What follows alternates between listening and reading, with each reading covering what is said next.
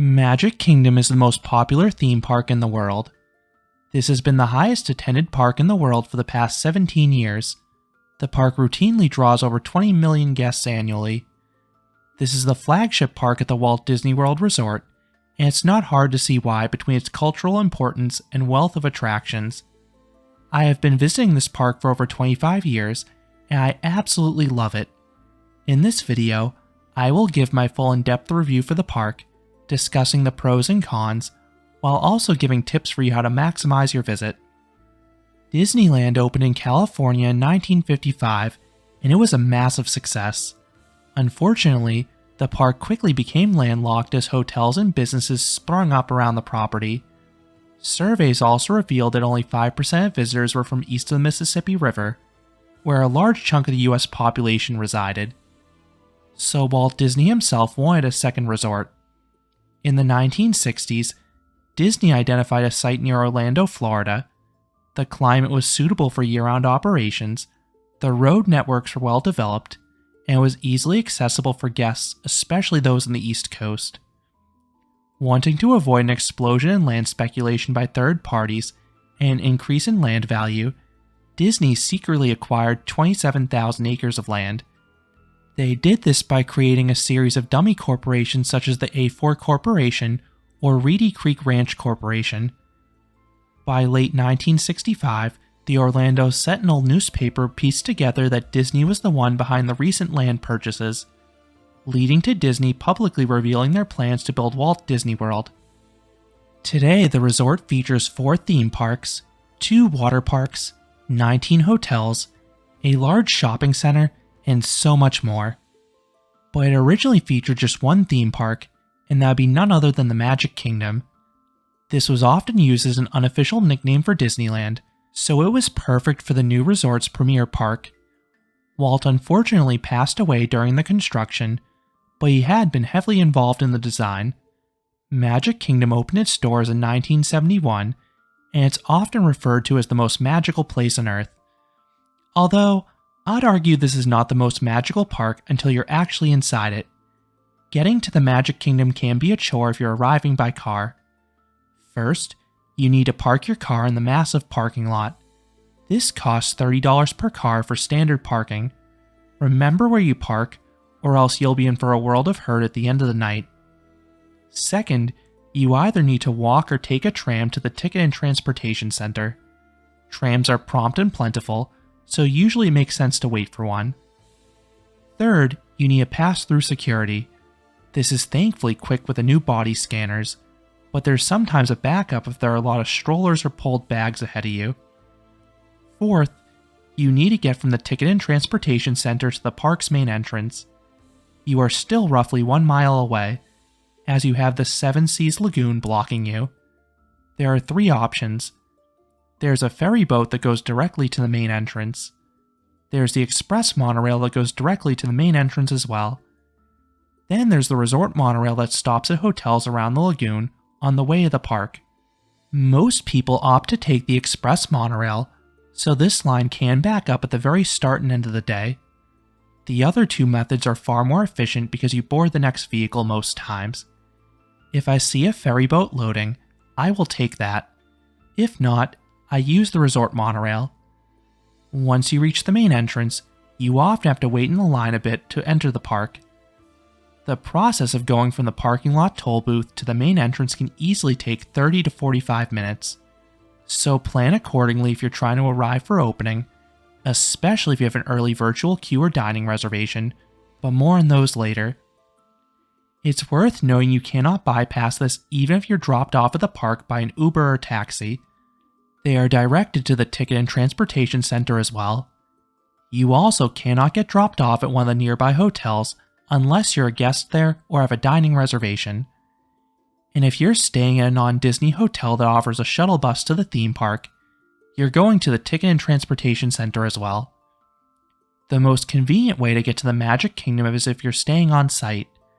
This can be very pricey though, unless you're staying at one of their budget hotels, so I know it's not for everyone.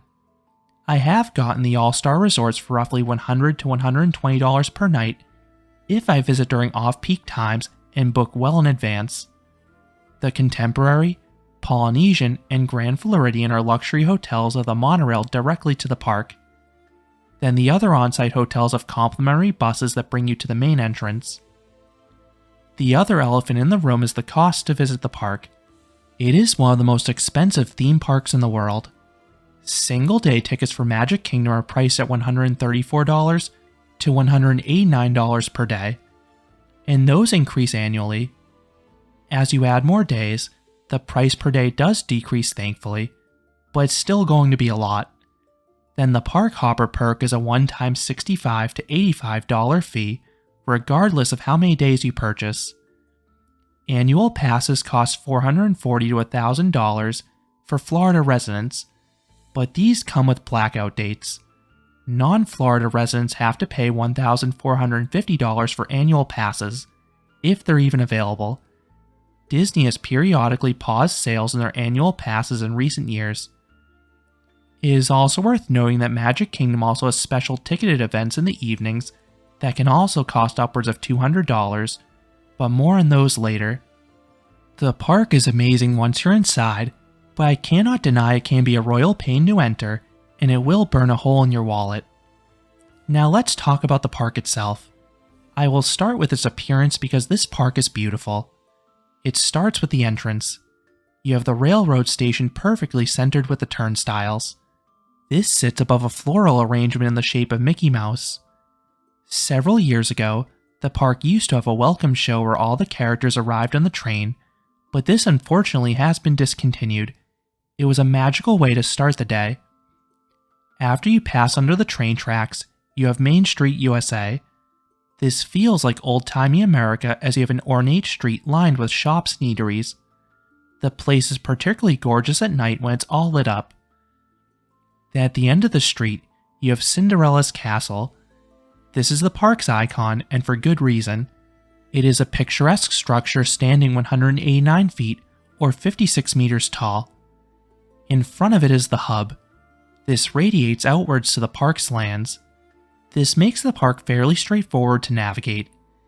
It's also a pretty garden that was recently outfitted with these golden character statues for the park's 50th anniversary. Going clockwise, the park starts with Adventureland. This is a very green land that teleports you to a remote jungle. Then you have the magic carpets of Aladdin in the central plaza, which fits in perfectly. This then leads into Frontierland, which is a western-themed area. The saloons down the main midway look great, and I love Big Thunder Mountain's golden brown structure in the background. But I do have to admit that the recently rethemed Tiana's Bayou Adventures green color palette contrasts mightily with the rest of the area. I love the ride and how it looks in a vacuum, but it doesn't match the adjacent attractions. Next is Liberty Square, a colonial American town. There are all sorts of odes to history here, but the focal points are the river and the Haunted Mansion. You then go into Fantasyland, which is based around the company's beloved animated films. This is a colorful and whimsical land. Behind this used to be Mickey's Toontown, but it was transformed into a subsection of Fantasyland named Storybook Circus. This is probably my least favorite area of the park, as the carnival aesthetic looks a bit temporary, but has plenty for kids. The final area is Tomorrowland. This is a futuristic vibe and a mostly white color palette by day, but it really comes alive at night. Tron in particular is a visual spectacle with its illuminated canopy, but all the other rides have flashy lighting packages as well. All of these lands have the main theming structures, but there are all sorts of little details if you keep an eye out for them. Disney does a great job keeping this park clean and tidy. Further helping the overall atmosphere are the employees. They are exceptional. They are super friendly and helpful. They are also efficient. Everything here is well staffed. While this park sees high crowds, lines will move, whether it be for merchandise, food, or rides. Now I need to talk about the weather because this can impact your day quite a bit if you're unprepared. Florida gets extremely hot. June through September routinely are in the mid to upper 90s with max humidity. You also often have an afternoon thunderstorm. These are fierce, but usually passing. The park has plenty of indoor attractions to escape from the heat or storms. Just make sure you don't get in a lengthy line for an outdoor ride as a storm is approaching, or else you could get a dreaded weather delay. So some tips when to visit if possible. I prefer to visit this park in the spring and winter for a few reasons. 1. The parks by me in the Northeast are mostly closed this time of year. 2. The weather is far more bearable. It is less humid, and the high temperatures are usually in the 70s and low 80s. Check the ride refurbishment calendar. As a year-round park, rides will inevitably need to close for maintenance work. Make sure your favorite ride is not going to be closed when you're planning a trip. Avoid school vacation weeks if you can, specifically the week around Christmas and New Year's. That is the busiest time of year at the park. I have seen Magic Kingdom hit capacity, and the park looks absolutely miserable. On those days, even things like Mickey's PhilharMagic and the Mad Tea Party can get hour-long waits. You know that never happens most days. Because of the crowds this park draws, there really isn't a day when the park will be completely empty. Most days, the headlining rides will often have hour-long waits midday. But you will have lesser crowds if you visit on those days when school is in session. So how should you tour this park? To start, I think you need at least 2 days to do everything here.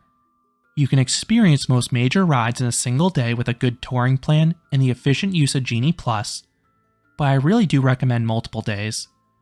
Magic Kingdom has very long hours. It is often open from 8 or 9 a.m. all the way until 10 or 11 p.m. If you only have a single day ticket, I would recommend staying open to close to maximize your time. You are paying a lot of money after all.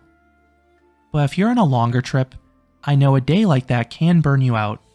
I personally find it more advantageous to stay until close rather than arriving early, if you can only pick one. This is for a few reasons. 1. The park is more enjoyable at night. You have the aforementioned lights, plus nightly fireworks. Temperatures drop, making it far more comfortable on those hot summer days. Then ride lines are significantly reduced, particularly during and after the fireworks. 2. I find far longer lines comparatively in the morning. This is because all Disney hotel guests get a half-hour early entry every single day, so those guests will already be in line for the most popular rides like Space Mountain. If you have early entry, I completely get wanting to use it, but even when I've had it, I can only get on maybe 1 or 2 rides. It's not like the attractions are complete walk-ons because there are a lot of hotel guests. Some other tips to maximize your visit. Ride queues stay open right until park close, so save something with a long wait for the end of the day. This is essentially bonus time, and the line will move faster because there are no more skip the line passes entering. Great options are Space Mountain and Seven Dwarfs Mine Train, as these 2 coasters routinely have 1 to 2 hour waits. Crowd flow can also become an issue around the parades and especially fireworks. Cast members will direct you where to go, but know that certain pathways may be blocked off, and after these shows end, the midway can turn to an uncomfortable mosh pit of people pushing every which way. Use the Disney World app. It will list which rides are open and their wait times. This can be helpful planning where to go next. Also within the app, you have the virtual queue and lightning lane skip the line systems. These are essential parts of your Magic Kingdom visit. The virtual queue is a free boarding group system that Disney has been using on their newest attractions. This replaces a standard standby wait, meaning you can't just get in line for rides operating with one. This is a form of crowd control to prevent those new rides from having multi-hour waits. As of this recording, both Tiana's Bayou Adventure and Tron Light Cycle Run have a virtual queue. Simply put, I am not a fan of this system. It turns these rides into a game of fastest finger. It limits how many times you can experience the ride per day, and it's possible you can be blocked out entirely from experiencing them if you don't know about the system, have technological issues, or lose track of time. Disney has changed how the virtual queue works in the past, but here is the current information. There are 2 times per day when boarding groups are released, 7 a.m. and 1 p.m. each guest can redeem one virtual queue per day. To be eligible for the 7 a.m. drop, you must have a valid ticket for Magic Kingdom. This is before the park opens, so it can be done from anywhere. It can be done at your hotel room or even in another state. This one is typically harder due to less slots available and more guests trying for it. This includes day ticket holders as well as pass holders. The 1 p.m. drop requires you to be physically inside Magic Kingdom, scanned in specifically. You cannot use a geolocation hacking app. This is why you'll see a bunch of people staring at their phones like zombies around this time. If you try to use the 1 p.m. boarding group, try to be cognizant where you'll be. You don't want to be stuck on a ride or in a queue line with no cell service. I have separate videos already published how to get a virtual queue for both Tron and Tiana's Bayou Adventure. I would direct you to watch the latter because it has the latest information. One other wrinkle with the virtual queue: you can only hold one virtual queue at a time. This is an issue at Magic Kingdom right now because both Tron and Tiana have that virtual queue.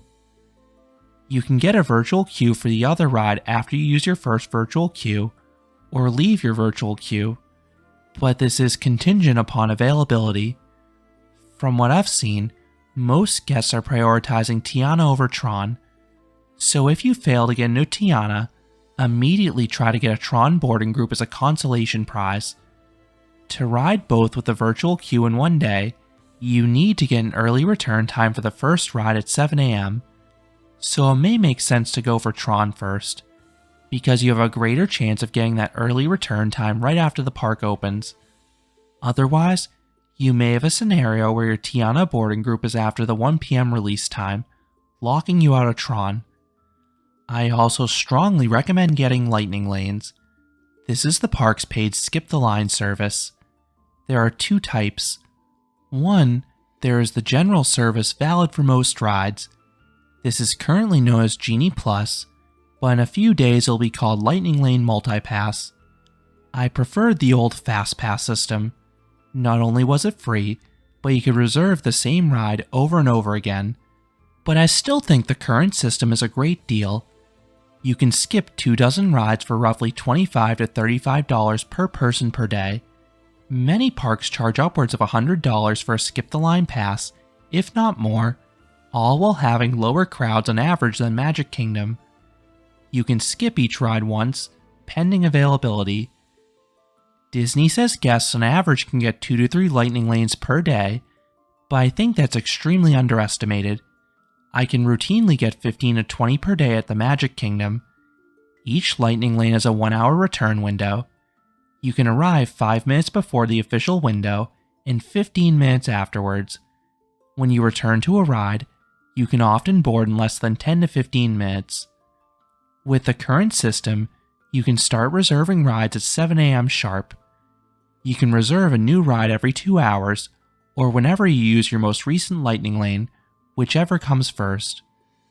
Starting on July 24th, Genie Plus is being replaced with Lightning Lane Multipass. Guests can book up to 3 Lightning Lanes in advance of their visit, much like the old Fast Pass Plus system. If you're staying on site, you can make your reservations up to 7 days in advance. All other guests can make their reservations 3 days in advance. The highest priority rides will likely only be available to hotel guests, which makes staying on site even more valuable. With this new system, you can only have 3 Lightning Lanes at a time. Once you use your first, you can book another. 4 things to consider with Lightning Lanes. 1. Know which rides run out of availability the soonest. Currently, the most popular one is Tiana's Bayou Adventure, which makes sense because that ride has no standby wait at this time. This has been selling out of Lightning Lanes minutes after 7 a.m., so this should be your priority in the morning. Other attractions that tend to sell out quickly are Big Thunder Mountain, Peter Pan's Flight, Jungle Cruise, Space Mountain, and the character meet and greets. 2. Consider when you want to arrive at the park. On days when we want to sleep in, I have deliberately stockpiled Lightning Lanes for the afternoon when we get to the park. 3. You can rebook lightning lanes advantageously. The app constantly refreshes times as other guests modify their lightning lanes. So unless my time is ready immediately for a high priority ride, I will repeatedly try to modify my return time. With enough persistence, you could often move your time up or get something ready almost immediately. 4. Closed rides are your friend. Whenever a ride closes, your lightning lane transforms into a multiple experience pass, or what I call a chameleon. This has 3 advantages. First, this has no expiration time, so you can use it whenever on the day it's obtained. Second, it does not count against your lightning lane use for the ride you use it on or got it for. This means you can skip the line for something a second time. Third, it can be used on multiple rides. It is worth noting not all multiple experience passes are created equal. For example, a Tiana multiple experience can be used on nearly every ride in the park because it's a headliner, but a Dumbo multiple experience probably is not valid for the headlining attractions. Disney allows you to book rides that are currently closed, which I personally think is a mistake. You can easily exploit the system, but you can use that to your advantage to farm multiple experience passes if you note a closed ride with near immediate lightning lane availability. There also are individual lightning lanes. These are available for the newest and or most popular rides. At the time, there are 2 such rides at the Magic Kingdom. Seven Dwarfs Mine Train costs $10 to $12 per person per ride, and Tron Light Cycle Run costs $20 per person per ride. You can book each ride once. Currently, hotel guests can book these the day of at 7 a.m. All other guests can book them at Park Open. But from July 24th onwards, hotel guests can book 7 days in advance, and non-hotel guests can book them 3 days in advance. The other thing you may want to book are dining reservations. This is required for most table service or sit-down restaurants. Some places like Cinderella's Royal Table can quickly run out of availability. If a place you want has no availability, keep checking in the days leading up to your visit. As other guests adjust their dining reservations, more times may become available. And to know if you're a party of just 1 or 2, it is easier to get a dining reservation if you search for a larger group like 4 or 6. You can then modify it down to 1 or 2 after you've already booked it. This is because Disney allocates a table and they have more large tables available. The sit-down restaurants can be pricey, but the food quality is well above most other theme parks. My favorite place to eat at the park is Crystal Palace. It's an all-you-can-eat buffet with lots of variety and an excellent prime rib. Plus, you get to meet the Winnie the Pooh characters. Liberty Tree Tavern is another quality sit-down restaurant that's all-you-can-eat family style of different comfort foods. I have also heard very good things about Be Our Guest's atmosphere, but I've never personally eaten there. The quick service options are much more fairly priced. You can either order at the counter or mobile order in the app for most places. The latter is my preferred method because it expedites the process. There are 3 places I like best. Columbia Harbor House has good seafood. Most dishes are fried, but there are some other options. Sleepy Hollow now offers Mickey waffles all day long. These things are addictive. You can order them plain or with toppings, and it's worth knowing these Mickey waffles are far better than the ones you can get at the hotels. And just to note if you want butter, Sleepy Hollow does not have butter. The one place you can pick it up at the Magic Kingdom is at the Starbucks on Main Street. Pico's Bill is a nice Mexican restaurant, although there are heavy rumors it will be closed and rethemed to a New Orleans restaurant to tie in with the adjacent Tiana Bayou adventure. I don't like sweets, but my wife absolutely loves the Dole Whip in Aloha Isle as well. I know people go crazy for this. Now let's move on to the attraction lineup. This is where Magic Kingdom really shines compared to most Disney parks. I'll start with the coasters. This park is 5 in total, and they are all very well themed. The best of the bunch is easily Space Mountain. This is an indoor coaster with 2 mirrored tracks. The course features 4 good drops, each of which offers nice pops of airtime in the back car. The other Space Mountains do not offer negative Gs. Then there are some tight turns that can offer lateral jolts as well. Then the sense of speed is helped mightily by the darkened environment. The ride is definitely a bit janky, but the seats are padded like couches, so it's perfectly tolerable for me. Some swear one side is better than the other. For me, the most important thing is having a heavy rocket. When I ride this with a train full of adults, the airtime is even more pronounced than usual. While staff members will assign you to a specific side, they will honor requests if you ask nicely. The park's newest coaster is Tron Light Cycle Run. This is a launched motorbike coaster from Vekoma. The riding position is unique and exciting. The start is fantastic between the punchy launch and fast outdoor bit. The indoor section is slowed by some trims, but it is visually cool with all the lights. And the soundtrack is among the best of any theme park ride. Big Thunder Mountain is one of the world's best mine train coasters. This is a long layout winding its way around and through this beautiful structure. Then the ride also has some great laterals, especially because there are no seat dividers. And there are a few sudden pops of airtime if you ride in the back car. Seven Dwarfs Mine Train is another solid family coaster. This one has two short outdoor bits. The big drop is enjoyable in the back car, and the cars are able to rock side to side to add some character. Then there's a well-themed dark ride sequence in the middle as you pass through the mine. I like this coaster, but I just hate waiting a long time for it. Barnstormer is the park's junior coaster.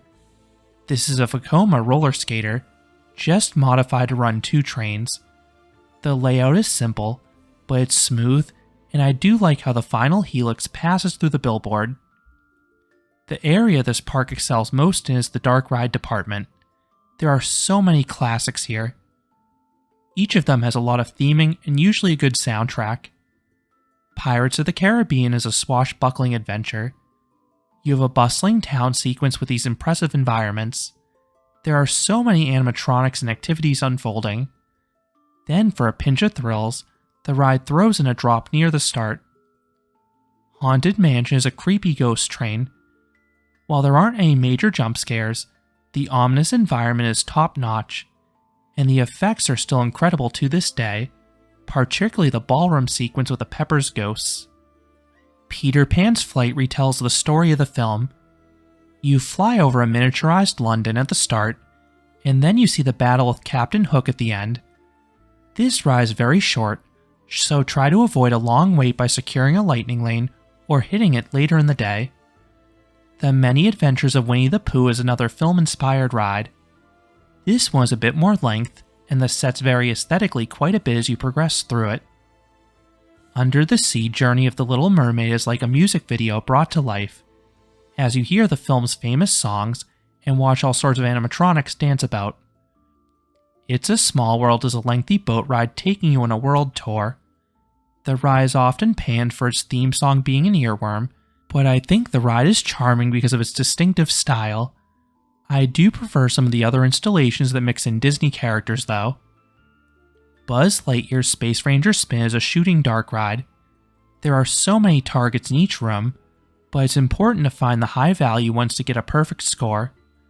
I do wish the guns were not mounted, but the ability to spin the vehicle helps compensate. There are also two water rides with heavy dark ride elements. Jungle Cruise is a boat ride past these animal scenes. The scenes themselves are solid, but your skipper 100% makes the ride. They tell all sorts of puns and deadpan jokes that always elicit laughs. Tiana's Bayou Adventure is the best ride in the park. This is the updated version of Splash Mountain, and it is still world class. This is a very long log flume. The drops are strong on their own. The indoor one in the dark is tummy tickling. Then the final one is Great Zip. Then this ride has some incredible dark ride scenes. The animatronics in this ride are very advanced and have lifelike movements. You don't have as many as Splash Mountain, but the ones here are even better. Then the accompanying environments and music work perfectly.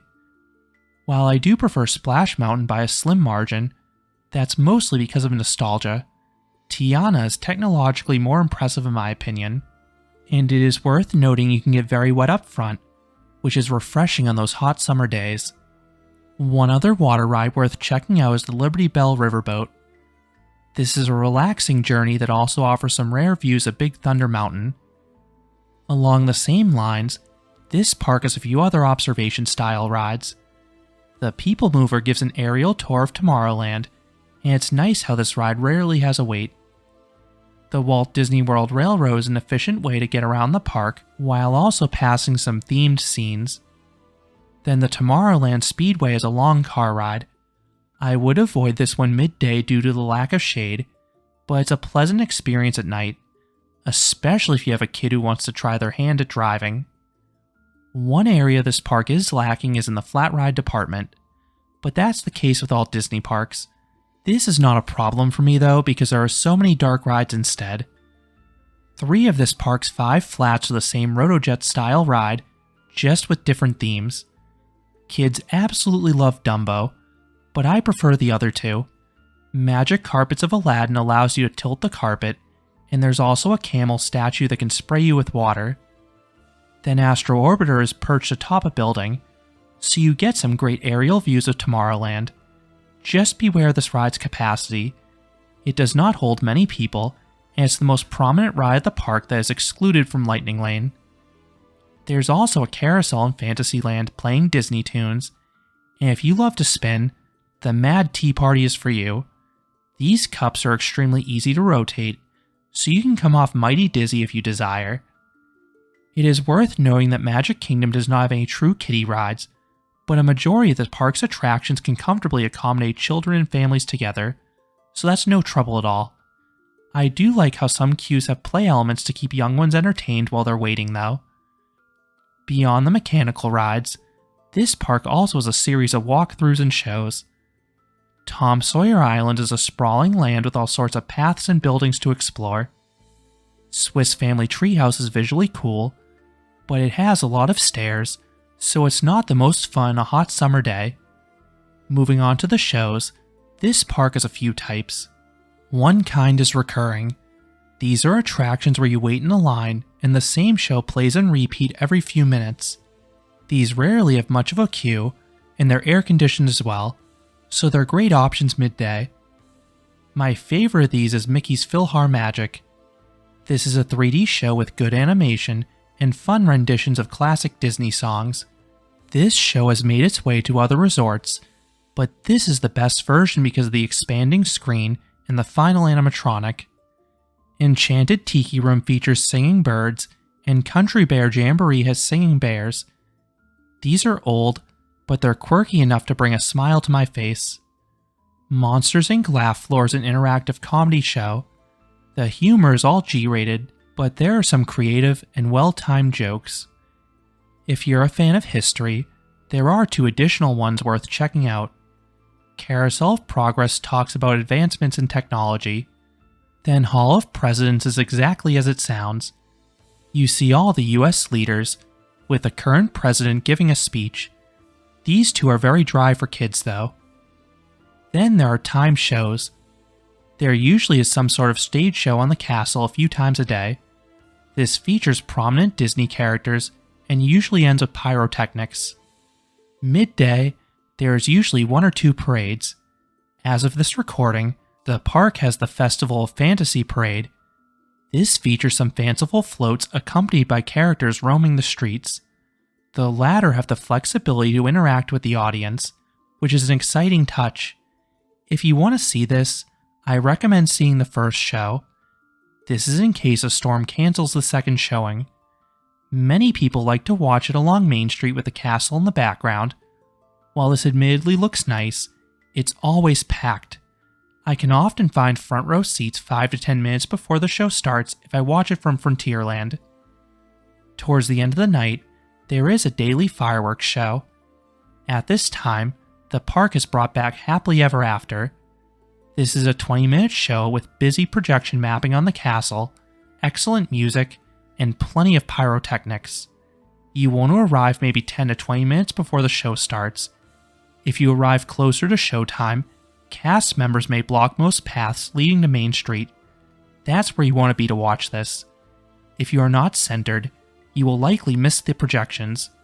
People in front of you will inevitably raise their phones, but I would suggest that you avoid standing behind someone with a young kid. There's a risk they'll put that kid in their shoulders during showtime, completely blocking your view. The other attractions of interest are character meet and greets. These come in two flavors. Some operate as attractions. These have formal lines and sometimes lightning lanes. Others meet at designated places off of the midway. You can look up the exact time and place for each character in the app. For these, you need to queue up no less than 20 minutes after they arrive. Otherwise, cast members may close off the queue. What could come next to Magic Kingdom? In the short term, I am intrigued to see what replaces Stitch's Great Escape in Tomorrowland. That building has now been idle for a few years.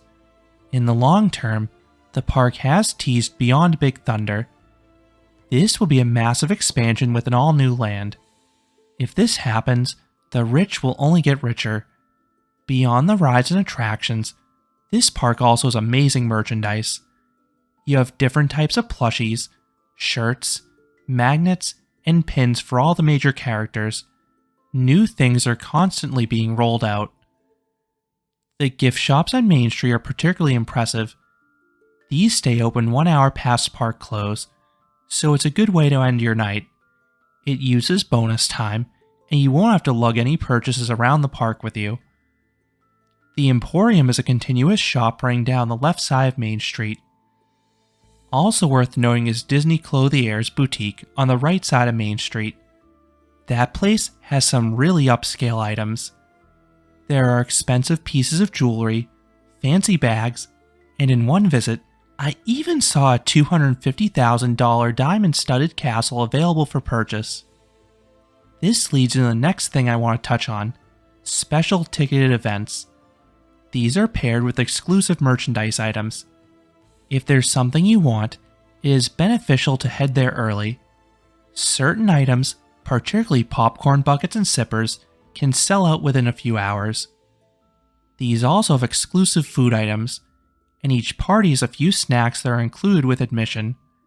For example, Mickey's Very Merry Christmas Party comes with unlimited cookies. Then Mickey's Not So Scary Halloween comes with unlimited candy. The holiday parties also have exclusive entertainment options.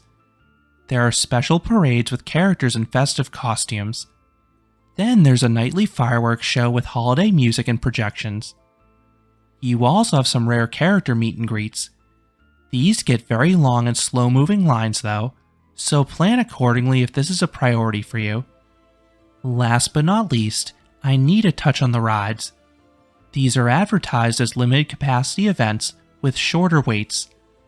While rides will not be complete walk-ons, wait times will be far less than what they are in standard operating days. For example, we have waited maybe a half hour for Space Mountain and Seven Dwarfs Mine Train during the parties we have attended. The standby queues move faster with the absence of lightning lanes. It is also worth noting rides with virtual queues sometimes operate with a regular standby line instead. That has been promised with Tiana for the parties later this year, and it was the case with Tron at a few recent after-hour events as well. Then a few rides will have special overlays. For example, the Mad Tea Party gets special lighting effects. At Christmas, the Jungle Cruise turns into the Jingle Cruise with lights and a holiday-themed spiel. But my favorite overlays come to Space Mountain. For Halloween, the ride operates as Deep Space Mountain. The starfield and music effects are turned off, so the ride is in total darkness and silence. It is quite ominous. Then for Christmas, it operates as Rockin' Space Mountain, with high-octane music and multicolored lights. This makes the support structure visible and induces some terrifying near misses. These events can sell out, particularly as you get closer to the holidays, so I would recommend buying these in advance if they're of interest. It is worth knowing you absolutely cannot do everything in a single night, so prioritize what's important for you, whether it be the exclusive entertainment or ride overlays. If you want more Mickey's Very Merry Christmas Party specifically, I released a full review and guide for it last year. Two miscellaneous things. First, Magic Bands. These are RFID wristbands that Disney sells. These store your park ticket, lightning lanes, virtual queues, and hotel reservations. So rather than having to tap your phone or physical park ticket on the tap points throughout the park, you can just use your wristband. It's convenient if you visit Disney a ton, but it's not an absolute necessity if you're an infrequent visitor. Second, packing. Along with the usual essentials, I specifically want to recommend bringing two things. First, a rain jacket or poncho. Those afternoon summer storms can bring torrential rain. Second, a portable charger. Using the Walt Disney World app will drain your phone's battery. If your phone dies, you won't be able to make any new lightning lanes. And if you don't have a Magic Band or physical ticket, you cannot redeem them either. I'm usually not one to bring a bag to theme parks. I hate having to constantly leave them on the ride platforms, or worse, pay for a locker. But Disney makes it easy. Bags ride with you on 99% of attractions. The one exception is Tron, which offers complimentary lockers at the end of the queue. So, do I recommend Magic Kingdom? Absolutely. This is a fantastic theme park. The atmosphere is top-notch between the theming, characters, and friendly employees. Then the attraction lineup is incredible as well. There are several highly themed coasters and dark rides, including a few world-class ones like Tiana's Bayou Adventure and Space Mountain. There are all sorts of shows and spectacles throughout the day, and the food options are plentiful and really good as well. I'd say the biggest weakness is the amount of crowds this park gets, but Genie and Lightning Lanes absolutely help mitigate that. And then it doesn't have too many thrill rides, but the themed experiences compensate for me. There are plenty of things to do here. If you've never been, you really should plan a whole vacation around Walt Disney World. Magic Kingdom is the resort's best park, but the other three parks are great as well, and I have separate reviews already published for Animal Kingdom, Hollywood Studios, and Epcot if you want to hear about those places as well. Compared to the other Disney parks worldwide, how does Magic Kingdom stack up? Disneyland and Tokyo Disneyland are my two favorites, not just for Disney parks, but parks overall. They're similar parks to Magic Kingdom, but the attractions and atmosphere are even better. This is probably the third best Disney park though, and I completely understand if someone has it as their favorite park. So those are my thoughts on Magic Kingdom at Walt Disney World. What are your thoughts about this park? Let me know down in the comments. If you enjoyed this review, I would appreciate it if you gave this video a like, and you consider subscribing, because there'll be a lot more roller coaster amusement park videos here at Canopy Coaster. Thanks for watching.